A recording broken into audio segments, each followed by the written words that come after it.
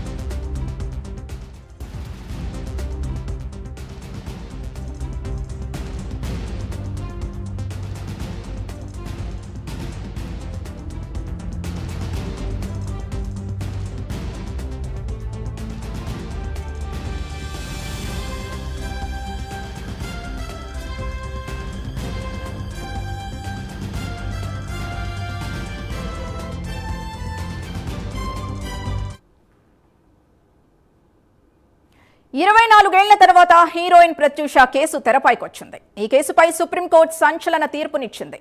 నిందితుడు దాఖలు చేసిన పిటిషన్ ని ధర్మాసనం కొట్టివేసింది. హైకోర్టు విధించిన శిక్షను అత్యున్నత న్యాయస్థానం సమర్థించింది. 4 వారాల్లో నిందితుడు సిద్ధార్థ రెడ్డి లొంగిపోవాలని కోర్టు తేల్చి చెప్పింది.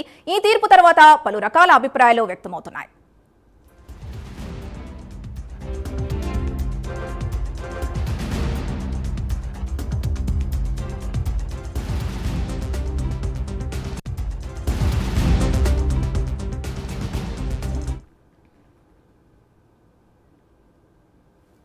మరి ధర్మాసనం తీర్పుపై ప్రత్యూష తల్లి ఏమనుకుంటున్నారు? ఈ కేసులో న్యాయం జరిగిందని అనుకుంటున్నారా లేదో ఆమె మాటల్లోనే వినిపించడానికి మా కొలీగ్ సాయి లైవ్ లో రెడీగా ఉన్నారు. Sai, over to you. Right, thank you Sindhu.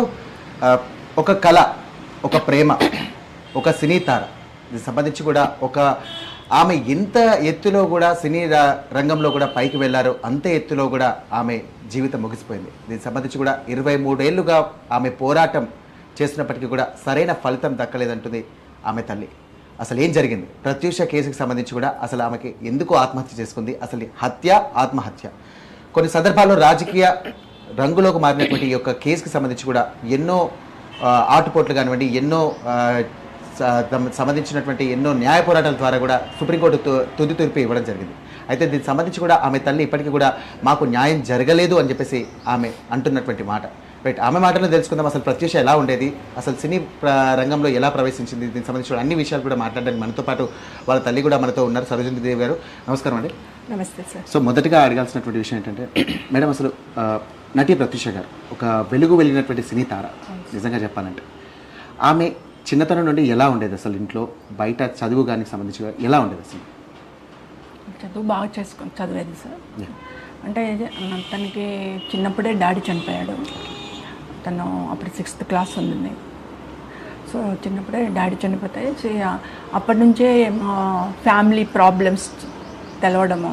అంటే మమ్మీ ఒక్కతే జాబ్ చేసుకుంటుంది, మమ్మీ ఒక్కతే ఫ్యామిలీని లీడ్ చేస్తుంది అనే ఒక రెస్పాన్సిబిలిటీ గర్ల్గా తయారైంది. తను చదువుకుంటూ తమ్ముని కూడా చూసుకునేది. ఎందుకంటే ఆయన గవర్నమెంట్ ఎంప్లాయీ, టీచర్ జాబ్ చేసేది. నేను బొమ్మల రామారం హై స్కూల్లో. సో మేము మా హస్బెండ్ కోసం మేము మిర్యాలగూడ జాబ్ చేసేవారు. మా హస్బెండ్ సిండికేట్ బ్యాంక్లో అకౌంట్స్ ఆఫీసర్గా పనిచేసేవాళ్ళం. అక్కడి నుంచి నేను మిర్యాలగూడలోనే జాబ్ చేశాను. బట్ మా పిల్లల ఎడ్యుకేషన్ హైదరాబాద్లో అయితే బాగుంటుంది, హైదరాబాద్లో అయితే బాగుంటుంది అనే ఉద్దేశంతో మేము హైదరాబాద్కి షిఫ్ట్ అయిపోయాను. పాపకి ఎడ్యుకేషన్ బాగుంటుంది ఇక్కడ అని చెప్పేసి తను హైదరాబాద్ బషీర్బాగ్కు ట్రాన్స్ఫర్ చేసుకున్నారు సిండికేట్ బ్యాంక్కి. నాకేమో బొమ్మల రామారం చేయించారు. అంటే మాది Nalgonda district, inter district problem అని చెప్పేసి నల్గొండ నియర్ బై, అంటే హైదరాబాద్కి ఎడ్జ్ బొమ్మల రామారం ఎండ్ అన్నట్టు నల్గొండ డిస్టిక్ బార్డర్. సో బొమ్మల రామారంకు ట్రాన్స్ఫర్ చేయించారు. నేను వచ్చి బొమ్మల రామంలో జాయిన్ అయిపోయాను. తను బషీర్బాగ్లో జాయిన్. మా పాపను తార్నాక సెంటాన్స్లో జాయిన్ చేశాము. బాబునేమో అక్కడే సందీపం విద్యాలయ అని ఉంది. బాబు చిన్నోడు. సో అప్పుడు ఎల్కేజీ ఉన్నాడు, అంతే 3-4 years అంతే. అందులో జాయిన్ చేసాం. అలా మాది ఒక క్యూట్ ఫ్యామిలీ. చిన్న ఫ్యామిలీ, చాలా బాగా మాది మేము అనే ఫ్యామిలీ. సడన్లీ 94లో మా హస్బెండ్కు దీపావళి రోజే హార్ట్ అటాక్ వచ్చింది. హాలిడే ఆ రోజు హార్ట్ అటాక్ వచ్చింది. హార్ట్ అటాక్ రాగానే నేను దేశ్ముఖ్ హాస్పిటల్ ఉండే ఓయూ ఉస్మానియా యూనివర్సిటీలో, అక్కడికి తీసుకెళ్తున్నాము. మధ్యలోనే చనిపోయారు. జస్ట్ అబౌట్ నాకు అప్పుడు 30 years, మా హస్బెండ్కి 33 years. అంత చిన్నతనంలోనే నాకు హస్బెండ్ వెళ్ళిపోయారు. సో అప్పటి నుంచి ఏమైపోయిందంటే మొత్తం ఫ్యామిలీ నా మీద పడిపోయింది. ఫ్యామిలీ బాధ్యతలు నేనే తీసుకున్నాను. పాప కూడా 6th class కాబట్టి ఇంకా నేను మార్నింగ్, మాకు అప్పుడు ఎలా ఉండేదంటే ట్రాన్స్పోర్ట్ చాలా తక్కువగా ఉండేది. హైదరాబాద్ నుంచి ఆ బొమ్మల రామరం వెళ్ళడానికి ఇంటీరియర్ ప్లేస్ లాగా ఉండేది అప్పుడు. సో అక్కడికి వెళ్ళాలంటే మార్నింగ్ ఒక బస్సు, నైట్ ఒక బస్సు. అది యాదగిరిగుట్ట బస్సు. యాదగిరిగుట్ట ఊర్లన్నీ విలేజెస్ అన్నీ తిరుక్కుంటూ బొమ్మలారం విలేజ్ వచ్చేది ఆ బస్సు. మార్నింగ్ అయినా నైట్ అయినా. అయితే మేము నైట్ ఇంటికి వచ్చేవరకు 8:30-9 ఒక్కొక్కసారి అయ్యేది. బస్సు చుట్టూరా తిరిగి వస్తుంది కాబట్టి. అలా ఓన్లీ 1 బస్సు. ఆ 1 బస్సు మిస్ అయిందంటే ఈ లారీలో టిప్పర్లో ఎక్కి రావాలా. బస్సెస్ లేవు ఇంకా. అట్లాంటి ఏరియాలో పనిచేశాను నేను అప్పుడు. అందుకని సడన్లీ హస్బెండ్ వెళ్ళిపోయేసరికి ఇంకా బాబు ఇద్దరే అయిపోయారు. నేనేమో కంపల్సరీ జాబ్ చేయాల్సిన పరిస్థితి. ఆ టైంలో ఏం చేసిందంటే పాప కొద్దిగా నా ప్రాబ్లము, నేను పడుతున్న బాధ అన్నీ చూసి తను మెల్లిగా తమ్ముడిని టేకప్ చేసుకుంది. అంత చిన్న వయసులో అంత చిన్న మైండ్ తోటే నేను మమ్మీకి సాయం చేయాలా, ఇప్పుడు నేను హెల్పింగ్ ఉండాలా, డాడీ లేడు అనే దాంతో తను మెల్లిమెల్లిగా తమ్ముడిని హ్యాండ్ ఓవర్ చేసుకుని అమ్మ నాకు ఒక సెకండ్ హ్యాండ్ స్కూటీ కొని అమ్మ నేను నేర్చుకుంటాను అంది. ఆ చిన్న వయసులోనే ఒక చిన్న స్కూటీ సెకండ్ హ్యాండ్ది మాట్లాడుకొని ఆ చిన్న స్కూటీ కొనిచ్చాను. అప్పుడు సైకిల్ లాగా ఉండదు ఒక స్కూటీ, పాతవి.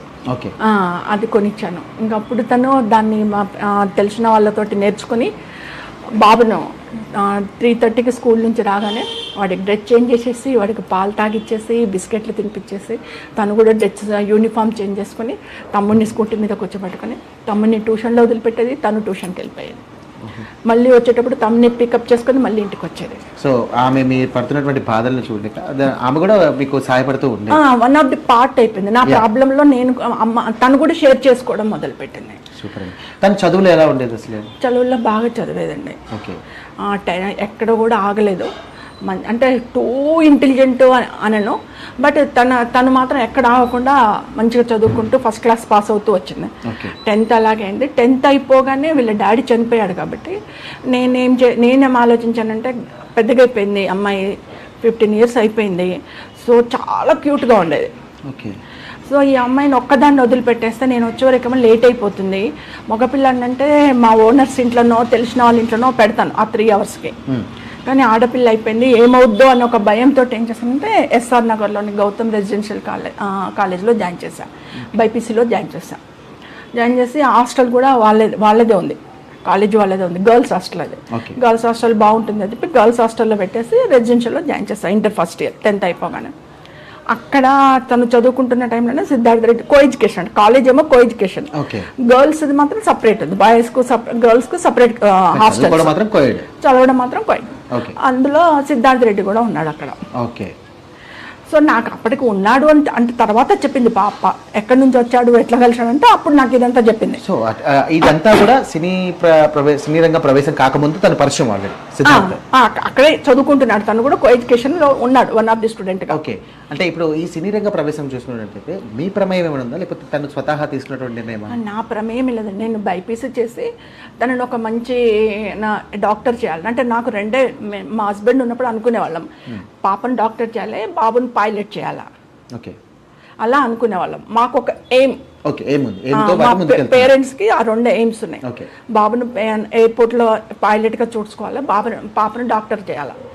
ఆ రెండింటితోటే మేము అందుకనే ఎడ్యుకేషన్ బాగుండాలని చెప్పి హైదరాబాద్ షిఫ్ట్ అయిపోయాం. ఓకే, మాకు ఎక్స్పెండిచర్ ఎక్కువైపోయినా, ఫీజెస్ ఎక్కువైపోయినా సెంటెన్స్లో జాయిన్ చేసినాం ఆమెను, ఎడ్యుకేషన్ బాగుంటుంది అని. నేను ఇక్కడ ఎస్ఆర్ నగర్ గౌతమి రెసిడెన్స్లో కూడా private college, private hostel, fees ఎక్కువైపోతాయని నాకు బర్డన్ హెవీగా అయిపోతుందని తెలిసినా నేను జాయిన్ చేసిన. ఎందుకంటే ఎడ్యుకేషన్ ఫర్దర్ బాగుండాలి, ఏ కాంపిటీషన్ అయినా తట్టుకునేటట్టుగా ఎడ్యుకేషన్లో ఉండాలనే ఉద్దేశంతో నేను జాయిన్ చేసిన. సినిమా రంగం అనేది అనుకోలేదు అప్పుడు, అనుకోలేదు. కానీ సినిమా రంగంలో ఆమెకి ఎలా ఉంది, స్టెప్ బై స్టెప్ ఎలా వచ్చింది అసలు? ఎందుకంటే చాలా తక్కువ టైంలో తను ఒక మంచి స్టార్గా ఎదిగింది అసలు. అవునండి, 16 ఇయర్స్కి నేను ఇంటర్లో జాయిన్ చేశాను కాబట్టి అక్కడ రూమ్మేట్స్ ఉంటారు. అంటే నేను ఎవ్రీ సండే పాపని చూడడానికి వెళ్ళేది హాస్టల్కి. వెళ్ళి సాయంకాలం పూట సండే రోజు నాకు హాలిడే కాబట్టి ఈవినింగ్ టైమ్స్లో బాబుని తీసుకొని ఆటోలో పాపకి ఏమైనా కావాల్సినవి అన్నీ తీసేసుకొని పోయేది. అమ్మ నాకు ఇది తీసుకురా, అది తీసుకురా, అన్ని రెడీ తీసుకొని వెళ్ళేది. ఎవ్రీ సండే ఈవినింగ్ వెళ్ళేది నేను. అయితే అందులో ఒక రూమ్లో 4 గర్ల్స్ ఉన్నారు రూమ్మేట్స్. ఆ 4 గర్ల్స్, పక్క రూమ్ గర్ల్స్, వీళ్ళు అందరు కలిసి ఏం చేసిందంటే ఈ జగదేక్వేరుడు అతిలోక సుందరి రాఘవేంద్రరావు గారిది వచ్చింది. అందులో వాళ్ళు యాడ్ చూశారట. వాళ్ళకు హాల్లో ఒక టీవీ ఉంటుంది, ఓకే, అందరు గర్ల్స్ కూర్చొని చూడాలి హాల్లో. అందులో యాడ్ వచ్చింది. ఆ యాడ్ ఫోన్ నెంబర్లు, అడ్రస్ అన్నీ తీసుకున్నారు వీళ్ళు గర్ల్స్. ఓకే, తీసుకొని అందరూ కలిసి ఫొటోస్ని పంపించారు, పోస్ట్ చేశారు. ఓకే, వీళ్ళందరూ అందులో ప్రత్యూష కూడా ఉంది. ఓకే, అయితే ప్రత్యూషకి ఏంటంటే పెద్దగా ఎలివేట్ ఉన్న ఫొటోస్ ఏం లేవు ఆ కాలంలో. సో మేము శారీ ఫంక్షన్ చేసినాం. ఆ శారీ ఫంక్షన్ చేసిన ఫోటోలు, అందులో తను శారీ కట్టుకొని పూల జడేసుకున్న ఫోటోలు, కొన్ని వాళ్ళు అప్పటికప్పుడు ఒకరికొకరు ఫోటోలు దించేసుకున్నారట.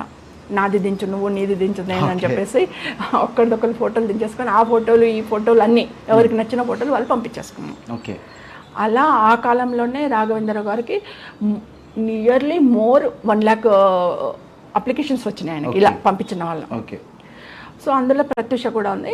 నా ప్రత్యూషను సెలెక్ట్ చేసుకున్న తర్వాత అందులో 1 lakhలో ఈ అమ్మాయి బాగుంటుందని చెప్పి కొంతమందిని సెలెక్ట్ చేశారు, కొన్ని వేల మందిని సెలెక్ట్ చేసినప్పుడు. అప్పుడు నాకు తార్నాకకు మాకు ఇంట్లో ల్యాండ్ ఫోన్ ఉండేది, వాళ్ళ డాడీ ఉన్నప్పుడే పెట్టించాడు. ఆ ల్యాండ్ ఫోన్కు కాల్ వచ్చింది. కాల్ వచ్చి ఇది ప్రత్యూష గారు ఇల్లేనా అంటే అవునండి అంటే మేము జెమినీ ఆఫీస్ నుంచి మాట్లాడుతున్నాము, జెమినీ వాళ్ళు ఆర్గనైజ్ చేశారు అది. జెమినీ ఆఫీస్ నుంచి మాట్లాడుతున్నాము, ఇట్లా ప్రత్యూషను మేము సెలెక్ట్ చేశాము, ఆడిషన్స్కి రావాలి ప్రత్యూష, ఆడిషన్స్కి మేము డేట్ ఫిక్స్ చేస్తున్నాము, ఆ డేట్ చెప్తాము, డేట్కి రావాలి అని అంటే. ప్రత్యూష ఏంటండి, జెమినీ ఏంటండి, పాప రెసిడెన్షియల్లో చదువుకుంటుంది, తను ఇంటర్మీడియట్లో ఉంది, కాలేజీకి వెళ్తుంది, మీరు జెమినీ ఛానల్కి ఆడిషన్స్ అంటున్నారు, నేను వాళ్ళ మదర్ను మాట్లాడుతున్నాను, నాకేం అర్థం కావట్లేదు సార్ అని అన్నా. అంటే లేదు మీ పాప ప్రత్యూష గారు ఫోటోలు పంపించారు, అందులో అప్పటి వరకు మీకు కాల్ వచ్చిందాక తెలియదు అసలు? నాకు తెలియదు. వాళ్ళు ఏదో ఆట పాటలలో పంపించేశారు, పంపిద్దాం అని ఫ్రెండ్స్ అందరు అనుకున్నారు, పంపించేశారు అంతే. నాకు కాల్ వచ్చే వరకు ఐ డోంట్ నో. సో నేను అదేం లేదు సార్, నేనైతే పంపించాను, హీరోయిన్ యాక్టింగ్ అంత నాకు సినీ ఫీల్డ్ ఎంట్రీ నాకు పాపతో లేదు, నేను ఒక ఎయిమ్ పెట్టుకొని కష్టపడుతున్నాను సార్, నాకు వద్దు అని చెప్పాను. లేదు madam, this is good opportunity, మీరు మళ్ళీ 1-2 రోజులు ఆలోచించండి, 2 days తర్వాత మళ్ళీ కాల్ చేస్తాము, ఇగో ఇది మా నెంబరు, మీరు ఓకే అనుకుంటే మా ల్యాండ్ ఫోన్ నెంబర్కి కాల్ చేయండి అని చెప్పి వాళ్ళ నెంబర్ కూడా ఇచ్చారు. ఒక 2 days తర్వాత మేమే కాల్ చేస్తాము అని అంటే నేనేం చేసినంటే ఆన్ ది స్పాట్ నాకు కోపం వచ్చేసి బాబుని తీసుకొని హాస్టల్కి వెళ్ళా. ఈవినింగ్ వచ్చేసి నేను అన్నాను, ఏంటమ్మా నువ్వు చదువుకోమంటే ఈ ఫోటోలు పంపించడేంటి ఛానల్స్కి, సినిమా వాళ్ళకి ఎందుకు ఫోటోలు పంపిస్తున్నావు, నిన్ను నేను తీసుకొచ్చి ఇంత కష్టపడి జాయిన్ చేస్తే నువ్వు ఇక్కడుండి ఏం చేస్తున్నావు, ఇండివిజువల్గా ఎందుకు అట్లా చేస్తున్నావు, కనీసం నాకు ఒక మాట కూడా చెప్పలేదు. ఏంటమ్మంటే అబ్బా లేదు మమ్మీ, నువ్వు పొమ్మంటే పోతా లేకపోతే లేదు, మా ఫ్రెండ్స్ అందరినీ ఏమే నువ్వు చెప్పు అని సపోర్ట్ అన్నాను. అందరం కలిసి పంపించినాం కదా, మమ్మీకి చెప్పు, మమ్మీ కోపడుతుంది, మమ్మీకి చెప్పు, మనకు ఎవరికైనా వచ్చినాయి ఆ కాల్స్ అని అన్నాను. మీకెందుకు వస్తాయి, ఇది హాస్టల్ నెంబర్ కదా, హాస్టల్ నెంబర్కి ఎందుకు చేస్తారు, ఇండివిజువల్గా ఇంటికి ఫోన్ చేస్తారు. ఇప్పుడు నాకు కాల్ వచ్చింది కాబట్టి వచ్చినమ్మా, నేను తమ్ముని తీసుకొని అని కోపడ్డా. లేదు మమ్మీ, నేను చేయమంటే చేస్తాను, లేకపోతే లేదు, నేను మంచిగా చదువుకుంటా ఇక్కడ, నీకు ఇష్టం లేకపోతే వద్దులే, ఏదో పంపాను వాళ్ళు సెలెక్ట్ చేస్తారనుకోలే, మేమేదో అంటే జోక్ పంపించాము అందరము అనుకొని అంది. నేను ఇంటికి వచ్చేసిన తర్వాత మా ఫ్రెండ్ ఉంది, మా కొలిక్ కొద్దిగా క్లోజ్ మేమిద్దరం, ఆమె కాల్ చేసి నా స్కూల్లో కలిసిన స్కూల్లో అడిగి ఎట్లా చేద్దామే, ఏం చేద్దామని అంటే తను అన్నది, నేను ఒకటే చెప్తా సరోజిని, నీకు ఇప్పుడు ఎవరు లేరు, నువ్వు ఒక్కదానివే, ఇద్దరు పిల్లల్ని లీడ్ చేసుకుంటున్నావు, గవర్నమెంట్ జాబ్ చేస్తున్నావు, నీకు ఎంత శాలరీ వస్తుంది ఇప్పుడు అంటే ఆ రోజుల్లో మాకు చాలా లెస్ శాలరీ అండి. నాకు అప్పుడు వచ్చేది 6,500 శాలరీ, గవర్నమెంట్ శాలరీ చాలా తక్కువ ఉండేది అప్పుడు. 6,500 శాలరీ తోటి నువ్వు రెంట్స్ కట్టుకుంటూ, పాపను చదివించుకుంటూ, బాబుని చదివించుకుంటూ ఫ్యామిలీ ఎలా లీడ్ చేద్దాం అనుకుంటున్నావు, దానికి మంచి ఆపర్చునిటీస్ వచ్చినాయి ప్రత్యూషని పంపిస్తే ఏమవుతుంది అని అన్నారు. అయినా కూడా నేను మా కొలిగి మాటను పెద్ద కౌంట్ తీసుకోలే, ఒక విధంగా భయం ఉంది. కాల్ తీసుకుంటే మళ్ళీ మా సెకండ్ బ్రదర్కి కాల్ చేశా.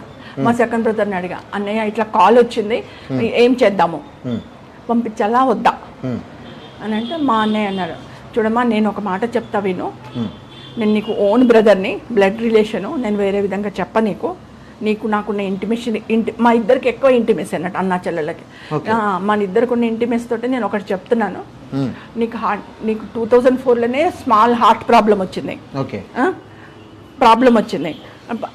ఆ ప్రాబ్లం, ఒక హార్ట్ ప్రాబ్లం తోటే నువ్వు తిరుగుతున్నావు. అట్లనే ఇప్పుడు నువ్వు వద్దు అనుకుంటే, పాపను వద్దు అనుకుంటే, ఆ హస్బెండ్ చనిపోయిన తర్వాత హార్ట్ ప్రాబ్లం తోటి తిరుగుతున్నావు, వద్దు అనుకుంటే రేపటి నాడు నీకు ప్రాబ్లం ఎక్కువైపోద్ది, హాస్పిటల్లో పడతావు. ఎందుకంటే తను ఒక చిన్న పిల్లగా ఉన్నటువంటి టైంలోనే చాలా చూసింది, అసలు హాస్పిటల్లో పడతావు. నీ ఇద్దరు పిల్లల్ని ఎవరు చూస్తారు?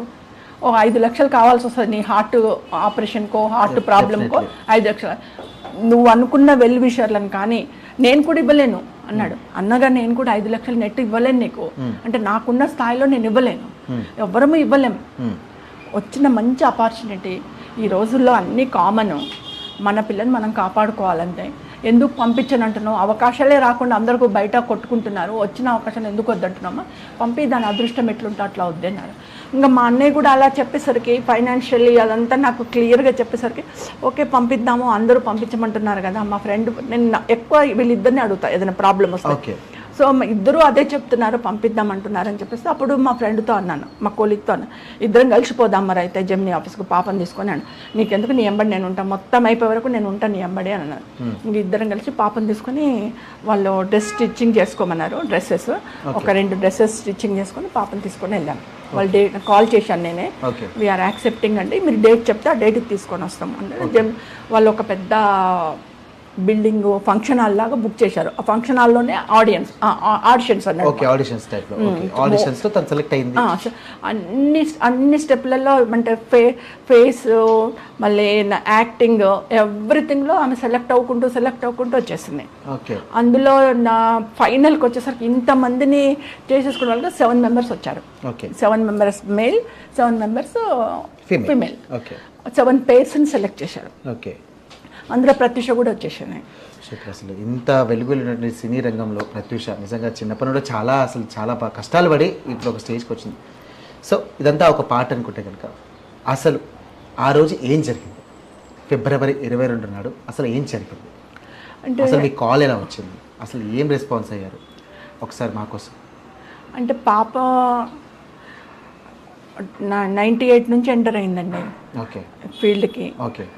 ఫస్ట్లో అన్ని క్యారెక్టర్స్ వచ్చాయి, రాయుడు, శ్రీరామలయ, సముద్రం, చిరంజీవులు. అంటే చిరంజీవుల్లో రవితేజ గారు ఉండే, సముద్రం అప్పుడు హీరోయిన్గా ఇవి క్యారెక్టర్. సముద్రంలో జగపత్ బాబు గారు ఉండే, ఇందులో మోహన్ బాబు గారు ఉండే, అన్ని క్యారెక్టర్స్. అంటే రాయుడు అయితే ఇంకా అది మంచి క్యారెక్టర్, మోహన్ బాబు గారితో ఈక్వల్ గా ఉన్న క్యారెక్టర్, ఆయన చాలా బాగా చూపించారు కూడా. సో ఇవన్నీ క్యారెక్టర్స్ వచ్చేసరికి నేను అమ్మ వద్దమ్మా, అన్ని క్యారెక్టర్సే వస్తున్నాయి, సిస్టర్ క్యారెక్టర్స్ వస్తున్నాయి, ఒక సిస్టర్ లాగా ఎస్టాబ్లిష్ చేసేస్తారు, వద్దు నువ్వు కాలేజీకి వెళ్ళిపో. అప్పుడే స్టాప్ చేయమని, వద్దు కాలేజీకి వెళ్ళిపో, చూద్దాం మంచి హీరోయిన్ క్యారెక్టర్ వస్తుంది. ఆ 4 సినిమాలు చేసినాక చెప్పా, ఇంకా వద్దు, అందరు అవే అడుగుతున్నారు, ఒకటి డాటర్ రోల్ ఇస్తాము, సిస్టర్ రోల్ ఇస్తాము అంటున్నారు. వద్దు నాన్న, మనకు అవసరం లేదు, నేను చూసుకుంటాను, నువ్వు కాలేజీకి వెళ్ళిపోయాను. అప్పటికి ఆమెది ఇంటర్మీడియట్ అయిపోయింది. ఓకే, ఇదంతా ప్రాసెస్ జరిగే లోపల ఇంటర్మీడియట్ అయిపోయింది. ఓకే, ఇంటర్మీడియట్ అయిపోయిన తర్వాత ఈ కేర్ హాస్పిటల్ పక్కనే భాస్కర ప్యాలెస్ అని ఉండేది. ఓకే, అందులో హోటల్ మేనేజ్మెంట్ ఉంది. అప్పుడు భాస్కర హోటల్ మేనేజ్మెంట్ కాలేజ్ అని ఉండేది. అమ్మ నేను హోటల్ మేనేజ్ చేస్తాను అని అంది. బెస్ట్, ఆఫ్టర్ ఇంటర్మీడియట్ నువ్వు హోటల్ మేనేజ్మెంట్లో జాయిన్ అయిపోని చెప్పి అక్కడికి వెళ్ళి అలా ఉన్నప్పుడు హోటల్ మేనేజ్మెంట్కి వచ్చేసింది బంజారా హిల్స్లో. ఓకే, డైలీ హోటల్ మేనేజ్మెంట్ నేర్చుకున్నాను.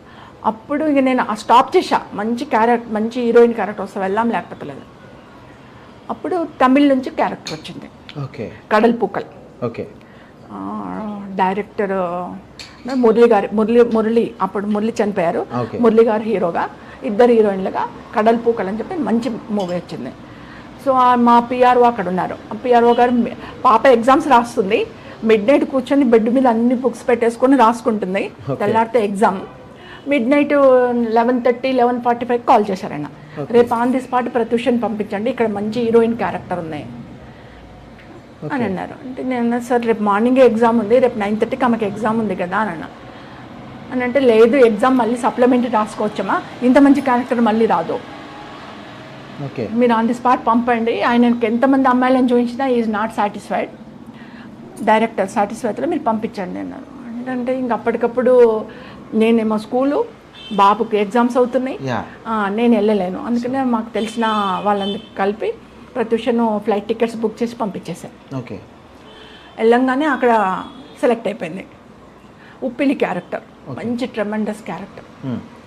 ఓకే, సెలెక్ట్ అయిపోయింది. ఆ సినిమా కంటిన్యూ అయిపోయింది. ఇక అక్కడ నుంచి అన్ని హీరోయిన్, మురళి గారు మళ్ళీ ఒకటి మనునిధి character heroine, main heroine, solo heroine అది ఇచ్చారు. తర్వాత ప్రభు సార్తో చేసింది, రోజా అండ్ ప్రత్యూష ఇద్దరు హీరోయిన్ ప్రభు సార్ తోటి. తర్వాత విజయకాంత్ సార్తో చేసింది, అందులో సౌందర్య అండ్ ప్రత్యూష. ఇలా ఇంకా తను తమిళ్లో బాగా అగ్రనాయకురాలు, అగ్ర హీరోలు అందరితో, సత్యరాజ్ సార్తో కూడా సోలో హీరోయిన్గా చేసింది అప్పుడు. సో మెయిన్ మంచి పెద్ద హీరోలు అందరితో వెంట ఆఫర్లు వచ్చినాయి. అక్కడి నుంచి ఏం చేశారంటే ఇక్కడ నాగార్జున గారు తీసుకున్నారు, సూపర్ గుడ్ ఫిలిమ్స్, స్నేహం అంటే ఇదేరా, సుమన్ గారు. ఆ అమ్మాయిని తీసుకుందాము సుమన్కి పేరుగా అన్నారంట. సూపర్ గుడ్ ఫిలిమ్స్ వాళ్ళు అప్పారావు గారు, అప్పుడు చౌదరి గారు వాళ్ళు పిలిపించేసి ఇక్కడ తీసుకున్నారు హీరోయిన్గా. ఆ తర్వాత ఉదయ్ కిరణ్ కలుసుకోవాలని, ఆ తర్వాత ఆకాష్తో హీరోయిన్ వచ్చింది, ఇదేమి ఊరురా బాబు అని. ఇలా మంచి డైరెక్టర్లు, మంచి అప్పుడు ఎస్టాబ్లిష్ లైవ్లో ఉన్న హీరోలు అందరితో చేసుకుంటూ వచ్చింది. మా బ్యాడ్ లక్ ఏంటంటే ఇక్కడ నేను ఇది డెవలప్ చేస్తున్నాను, క్యారియర్ ప్రొఫెషన్ డెవలప్ చేసుకుంటూ పోతున్నాను. సెలెక్టివ్గా ఆఫర్లు తీసుకొని ఇది వద్దమ్మా, ఇది చేద్దామని చెప్తూ నేను వెంట ఉంటాను. 24 hours ఆమె వెంటనే ఉంటాను షూటింగ్లలో కూడా. నేను వెళ్తూ బాబును మేము ఇక్కడ హాస్టల్లో జాయిన్ చేసుకుని, అప్పుడు మోహన్ బాబు గారి తిరుపతి దగ్గర స్కూల్ ఉంది కదా, అందులో జాయిన్ చేసాం బాబుని. ఇంకా బాబుతోటి మాకు బర్డన్ లేదు, ఎక్సలెంట్ స్కూల్లో జాయిన్ చేసాము, అక్కడే వాళ్ళు చూసుకుంటారని చెప్పేసి ఇంకా మేమిద్దరం నేను పాప వెంటనే ఉండేది షూటింగ్లో, ఎక్కడికి వెళ్ళినా కేర్గా చూసుకుంటాను. ఇది జరుగుతున్న తరంలో ఇక్కడ సిద్ధార్థ రెడ్డి ఎంటర్ అయ్యాడు. ఓకే, అగైన్ ఇది జరుగుతుంది. నా డెవలప్మెంట్ నా పాపతోటి నా ప్రొఫెషన్ చూస్తున్నాను. ఇక్కడ సిద్ధార్థ రెడ్డి ఎంటర్ అయ్యాడు. ఓకే, మాకు ఒక శనిగ్రహం లాగా వచ్చేసాడు మా లైఫ్లలోకి వచ్చేసాడు. అప్పుడు ఆమె 19 years వచ్చేసరికి అప్పుడు చెప్పింది, అమ్మ నేను ఇట్లా సిద్ధార్థ రెడ్డి తోటి లవ్లో ఉన్నాను. 19 yearsకి అంతే కదా, 19 yearsకి నేను సిద్ధార్థ లవ్లో ఉన్నాను, పెళ్లి చేసుకుంటానంటే నేను అప్పుడు కూర్చోబెట్టుకున్నాను. అప్పుడు ఏమనలే, ఎందుకంటే గర్ల్స్ ఎమోషన్లో ఉంటారు.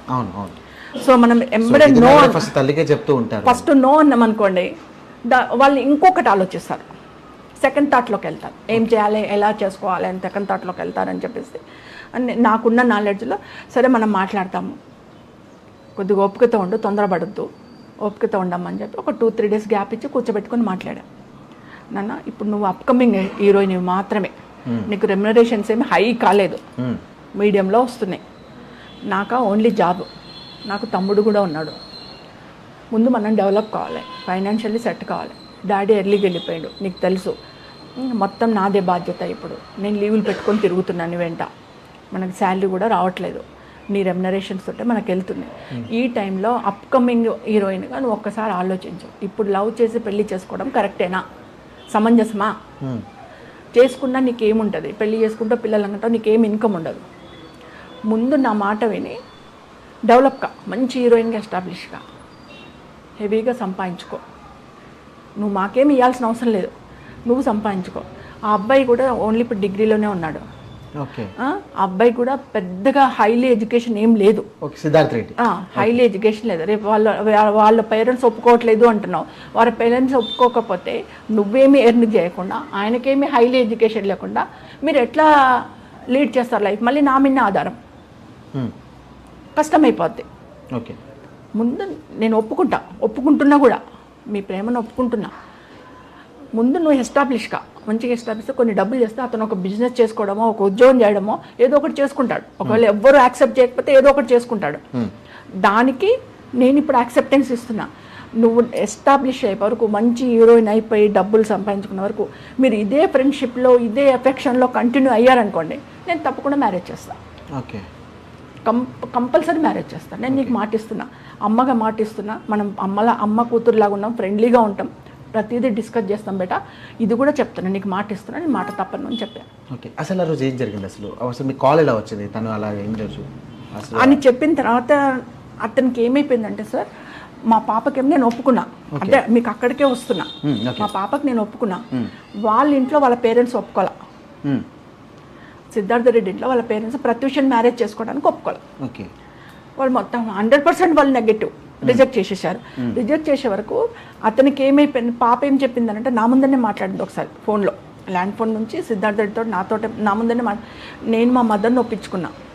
మా మదర్ చెప్పింది 100% కరెక్ట్. నాకు ఇప్పుడు మెదడుకి ఎక్కింది. వితౌట్ మనీ మనము బయటకు పోయిన తర్వాత మన ప్రేమలు ఉండవు. ఫైనాన్షియల్ డిస్ప్యూట్స్ వచ్చినాయంటే ప్రేమలు ఎక్కడికో వెళ్ళిపోతాయి, మళ్ళీ ఇద్దరం పోట్లాడుకుంటాం. మదర్ 100% నాకు అన్నీ ఎక్స్ప్లెయిన్ చేసింది.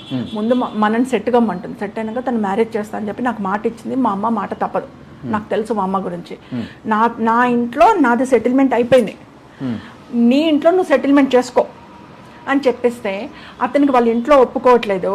ప్రత్యూషన్ ఏమో డే బై డే హీరోయిన్గా అయిపోతుంది, డెవలప్ అయిపోతుంది, మోర్ ఆఫర్స్ వస్తున్నాయి, పెద్ద హీరోయిన్గా తయారవుతుంది. వీళ్ళేమో ఇప్పుడే మ్యారేజ్ వద్దంటున్నారు, అక్కడ నన్ను టెన్షన్ పెట్టేస్తున్నారు మా ఇంట్లో అనే ఒక ఇన్ఫీరియారిటీ కాంప్లెక్స్ వచ్చేసింది అబ్బాయిలో. ఇలాగే కంటిన్యూ అయితే ఈమె పెద్ద హీరోయిన్ అయిపోతా, ఇప్పుడే నాకు ఆ డేట్స్ ఈ డేట్స్, చెన్నైలో డేట్స్, అక్కడ డేట్స్ అని చెప్పి వెళ్ళిపోతుంది, నెలలు అక్కడే ఉంటుంది. ఇంకా కొన్ని రోజులు పోయిన తర్వాత అసలు నాకు అందుబాటులోకి వస్తుందా లేదా, నన్ను అసలు మాట్లాడనిస్తుందా లేదా, మాట్లాడుతుందా లేదా అనే ఒక ఇన్ఫీరియారిటీ కాంప్లెక్స్ నేను బాగా అబ్జర్వ్ చేసిన అబ్బాయిని. ఇన్ఫీరియారిటీ కాంప్లెక్స్ వచ్చింది. ఆ ఇన్ఫీరియారిటీ కాంప్లెక్స్ అంటే న్యూన్యతాభావము అంటారు కదా, నేను తక్కువ ఆమె ఎక్కువైపోతుందేమో, రేపు నేను తక్కువగా ఉంటే ఆమె పెద్ద హీరోయిన్ తర్వాత నన్ను చూస్తుందో చూడదో, పెద్ద కలర్ఫుల్ ఫీల్డ్లోకి వెళ్ళిపోయింది అని ఒక వచ్చేసింది. దాంతో అతను ఎన్నిసార్లు చెప్పినా మా పాప క్లియర్గా చెప్పింది, నీ ప్రాబ్లం నువ్వు సాల్వ్ చేసుకో, మీ ఇంట్లో నేను మాట్లాడలేను కదా, నువ్వే మాట్లాడాలి, నువ్వు సాల్వ్ చేయి, నేను సాల్వ్ చేసిన, మనం ఇద్దరం కలిసి ట్రావెల్ చేద్దామని చెప్పిన ఆ అబ్బాయిలో ఆ మైండ్లో అది పోకుండా మా పాపకి ఏంటంటే సడన్గా కన్నడ ఫిలిం వచ్చింది వెంకట్ గారితో. అది కూడా ఫిబ్రవరి 23rd రోజు అనౌన్స్ అయింది. నెక్స్ట్ డే 24th ఓపెనింగ్ ఉంది. ఫిబ్రవరి ఎప్పుడైతే చనిపోయిందో ఫిబ్రవరి 24th రోజు ఓపెనింగ్ ఉంది వెంకట గారిది. కన్నడ మూవీకి ప్రత్యూషన్ హీరోయిన్ కూడా రావాలంటే పంపిస్తానని చెప్పా. అప్పటికే నా పరిస్థితి ఎట్లా ఉందంటే, మా పాప వెంట వెళ్ళి ఆమె గవర్నమెంట్ ఎంప్లాయ్, వెళ్ళి నాకున్న క్యాజువల్ లీవ్స్ అయిపోయినాయి, నాకున్న సిఎల్స్ అయిపోయినాయి, నాకున్న సిక్ లీవ్ అయిపోయింది, ఎవ్రీథింగ్ అయిపోయింది. లాస్ ఆఫ్ పేకి వచ్చేసింది. మా హెడ్ మాస్టర్ గారు అన్నారు, totally loss of pay, every month ఇన్ని లీవ్లు అంటే కష్టమవుతుందో, యూ మస్ట్ అటెండ్ స్కూల్ అన్నాడు. ఇంకా నేనేం చేసినంటే మా అన్నయ్య కూతురికి హాలిడేస్ ఉండే, కాలేజ్ హాలిడేస్, సిరికి. సిరి నీకు హాలిడేస్ ఉన్నాయి కదా, నేను అన్నకు వదినకు చెప్తాను, నువ్వు చెల్లెంబడేళ్ళు అంటే వాళ్ళు వదిన వరదలైనా అక్క చెల్లెని పిలుచుకుంటారు. పింకి చెల్లెంబడి వెళ్తావు అంటే, అయ్యో నేను వెళ్తాను అత్త అని అన్నది. తనని పిలిచి 23rd మార్నింగే వచ్చింది నా దగ్గరికి తను. సిరి వచ్చేసిన తర్వాత గుడికి వెళ్ళి, నేను కొత్త లాంగ్వేజ్లో కన్నడ ఫిల్మ్ కొత్తగా ఎంటర్ అవుతుందని చెప్పి గుడికి తీసుకెళ్ళి పూజ చేయించి తీసుకొని వచ్చి లంచ్ చేసిన తర్వాత అబౌట్ 3:30 అండి, ఆఫ్టర్ లంచ్ సిరి తను ఈమెకు కెనెటిక్ ఉంది, ఆమెకు కెనెటిక్ ఉంది. సో 2 కెనెటిక్లు వద్దట, మా కెనెటిక్ మీద వెళ్ళిపోతాము అంది సిరి. ఓకే అమ్మా వెళ్ళండి, జాగ్రత్తగా వెళ్ళిరండి, తొందరగా రండి, ఎందుకంటే మళ్ళీ నైట్ నేను లగేజ్ అంతా సెట్ చేసి మీరు ఒకసారి చెక్ చేసుకోవాలా, ఏమేమి పెట్టినా, ఎందుకంటే 1 మంత్ షూటింగ్లో ఉంటుంది కాబట్టి కొన్ని షూటింగ్ ఆర్టికల్స్ కూడా పెడతా, అవన్నీ చెక్ చేసుకోవాలి, మీరు తొందరగా రండి అని చెప్పా. ఎందుకంటే మేము బ్యూటీ పార్లర్కి వెళ్ళి ఫేషియర్, మెడిక్యూర్ చేసుకొని తొందరగా వచ్చేస్తామని అన్నాం. అలాగే వచ్చేటప్పుడు ఎయిర్పోర్ట్కి వెళ్ళండి, బేగంపేట ఎయిర్కి వెళ్ళి టికెట్లు కూడా కొనుక్కొని రండి మీ ఇద్దరికి. అంటే ఆ రోజులు ఆన్లైన్ లేదు సార్, డైరెక్ట్ కొనేసుకోవాలి. మళ్ళీ రేపు మార్నింగ్ కొనడం అంటే ఆ టైంకి ఫ్లైట్ ఉంటుంది ఉండదు, టికెట్స్ లేవు అంటారు, ముందే కొనేసుకొని వచ్చండి అని చెప్పి డబ్బులు ఇచ్చేసి పంపించా. మేము అప్పుడు తార్నాకల్లో ఉండేవాళ్ళం. లిఫ్ట్ దగ్గరికి వచ్చి బాయ్ కూడా చెప్పా. అదే లాస్ట్ నా డాటర్ని చూడడం ఇక నేను. అంతే, ఇద్దరు కలిసి కెనెటిక్ మీద వెళ్ళిపోయారు. ఎక్కడ పంజగుట్ట ఫెర్రిస్ బ్యూటీ పార్లర్ ఉండే, ఆ ఫెర్రిస్ బ్యూటీ పార్లర్కి వచ్చారు. వచ్చిన తర్వాత అక్కడ సిరి లాన్లో కూర్చుంది బయట, పాప లోపలికి వెళ్ళి ఫేషియల్ చేయించుకుంటుందని. అప్పుడు ఎంటర్ అయ్యాడు మళ్ళీ సిద్ధార్థ రెడ్డి. మళ్ళీ వచ్చాడు బ్యూటీ పార్లర్కి వచ్చాడు. వచ్చి సిరి ప్రత్యూష ఎక్కడ ఉంది అని అంటే లోపల ఫేషియల్ చేయించుకుంటుంది సిద్ధార్థ అని అన్నాడు. అంటే ఒకసారి పోయి లోపలికి పోయి చెప్పవా నేను వచ్చినానే అని అంటే, సరే నువ్వు కూర్చొని నేను చెప్తా అని చెప్పిస్తే లోపలికి వెళ్తే అక్క 1/2 అవర్లో నాది అయిపోతుంది, నేను వస్తా, సిద్ధార్థ రెడ్డిని కూర్చోమని. అతను కూర్చున్నాడు, ఏదో మాట్లాడుతూ కూర్చున్నారు. పాప ఆఫ్టర్ 1/2 అవర్ 1 అవర్ బయటకు వచ్చేసింది. బయటకు వచ్చేసిన తర్వాత ఇద్దరు మాట్లాడుకున్నారట 2 మినిట్స్. ఒక్కసారి నువ్వు ఎలాగో అంటే మా పాప షెడ్యూల్ ఎట్లుందంటే, తను 24th మార్నింగ్ ఓపెనింగ్కి వెళ్ళి, కన్నడ మూవీ ఓపెనింగ్కి వెళ్ళి అక్కడి నుంచి చెన్నైకి వెళ్ళిపోవాలి. చెన్నైలో 1 మంత్ ఉంది షెడ్యూల్. నేను 15 డేస్ 2 మూవీస్కి ఇచ్చిన. సో షెడ్యూల్ మీరే డేట్స్ ఇచ్చేసిన. ప్రొడ్యూసర్ డైరెక్టర్స్ అడుగుతారు కదా, నేను ఇక్కడ ఉండి ఏం చేస్తుంది, నాకు ఇదో టెన్షన్ ఉంది, ఈ లవ్ ఇదంతా టెన్షన్ అయిపోయింది నాకు బాగా. కానీ పాప ముందర ఎక్స్ప్రెస్ చేయట్లే, ఎక్కడ డైవర్ట్ అయిపోతుంది అని చెప్పేసి నేను 1 మంత్